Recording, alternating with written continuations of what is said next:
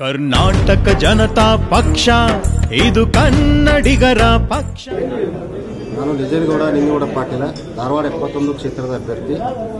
ಈಗಾಗಲೇ ನಾನು ಮೊದಲು ಗುತ್ತಿಗೆದಾರನೇ 10 ವರ್ಷ ಕೆಲಸ ಮಾಡಿ ತದನಂತರ ಜಿಲ್ಲಾ ಪಂಚಾಯತಿ ಸದಸ್ಯನಾಗಿ, ಜಿಲ್ಲಾ ಪಂಚಾಯತಿ ಉಪಾಧ್ಯಕ್ಷನಾಗಿ ಕೆಲಸ ಮಾಡಿದ ವ್ಯಕ್ತಿ.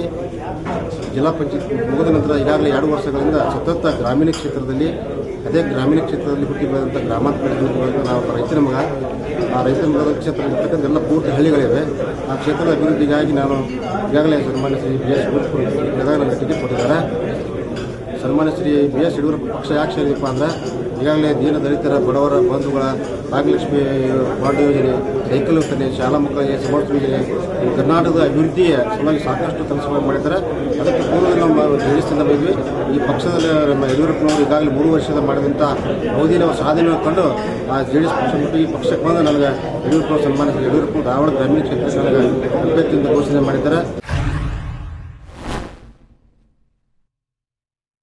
ನಮಗೆ ಬೇರೆ ಪಕ್ಷಗಳಿಗೆ ಇವಕ್ಕೆ ಹೋಲಿಸಿ ನೋಡಿದ್ರೆ, ಕಾಂಗ್ರೆಸ್ ಜೆಡಿಎಸ್ ಪಕ್ಷ ಹೋಲಿಸಿ ನೋಡಿದ್ರೆ ಈ ಪಕ್ಷದಲ್ಲಿ ಒಂದು ಶಾಂತಿಮಯ, ನಮಗೆ ಶಾಂತ ರೀತಿಯಿಂದ ವಾತಾವರಣ ಇದೆ.